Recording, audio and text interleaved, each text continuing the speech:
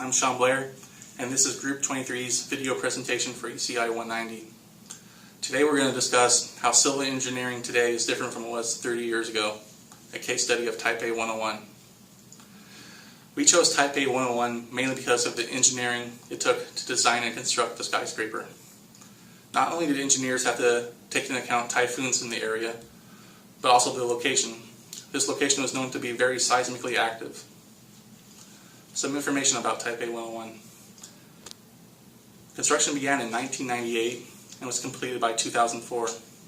At the time of completion, it was the world's tallest building at 1,670 feet high. It has 101 floors above ground and 5 floors below ground, and a total floor space of over 2 million square feet. It took $1.76 billion to construct. Skyscrapers must go through several processes, and this includes conception, design, and construction. Civil engineers play a big part in that, from geotechnical engineers designing the foundations to structural engineers designing for loads.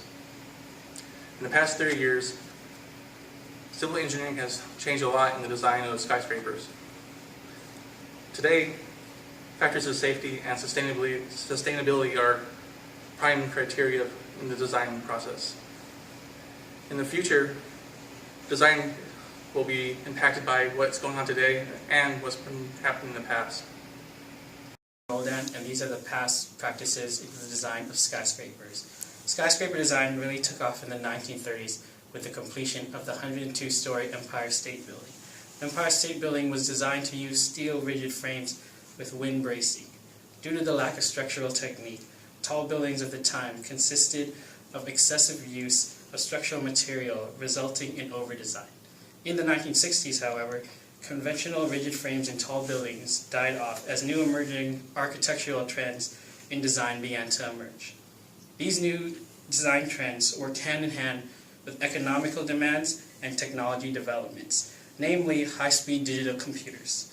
Fast forwarding 20 years to the 1980s, tall buildings and skyscraper design was primarily in the United States, with 49% of tall buildings in the world being in North America.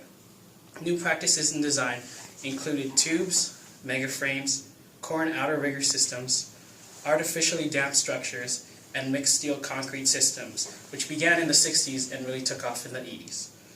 Two examples of these buildings in the 80s were the Trump Tower and the CNO Tower. The Trump Tower stands at 58 stories tall and was designed by Durr Scott of Swank Hayden architectural firm. This building is in Manhattan, New York. This skyscraper stands at 664 feet tall and has reinforced concrete, shear wall, and core design. The CNO Tower is in Hong Kong and was made in 1989 by Paul Rudolph. Rudolph was among the leading proponents in modern architecture in the 1960s. Taking reference from the Eiffel Tower, the CNO Tower stood 90 stories tall and was framed by 4 massive columns that slope upward and with a splayed base. The tower was designed as a hotel as well as for office workspace. This is Henry, and I'm going to present a topic regarding present practice in skyscraper design case study Type A 101. And one of the intriguing problems that engineers faced while designing the Type A 101 was three major problems, which were weak soil conditions, typhoon winds, and earthquake motion caused by seismic waves. So one of the main reasons why they needed to address these issues was because for soil conditions, the clay layer at the project site needed to support the amount of loading that the building would cause. So meaning that the building would cause settlement, which can potentially lead to structural damage of the building. And to address this issue, the engineers decided to build a foundation that would drive about 380 piles to the bedrock at the project site that would cause the building to be supported by the 380 pile driven, so more bearing capacity would be supporting the building. And to address the lateral displacement that can be caused by either earthquake motions or typhoon winds, the engineers designed a pendulum, a steel pendulum that would act as a damper that would help reduce the vibration of the building. From reducing the vibration of the building will cause the lateral displacement of the building to decrease, meaning that the building would be less susceptible to potential structural failure from the top of the skyscraper. So one of the main accomplishments that can be concluded from the design of the Type A 101 is that it have faced engineering, not natural occurring environmental problems that can destroy a building. So engineers at the time, when they built the Type A 101, used more modern techniques that can help reduce these natural phenomena that can possibly cause deaths, like can collapse the building.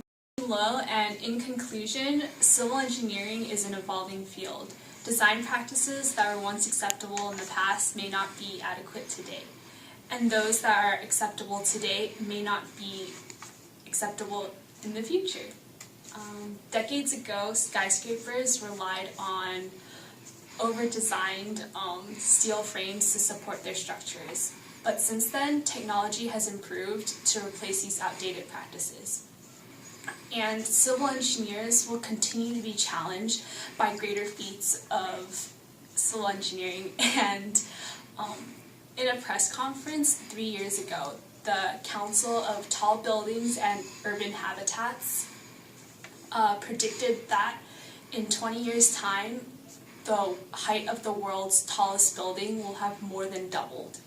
And Type A 101, which is currently the third tallest building in the world, will have dropped to 18th on the list.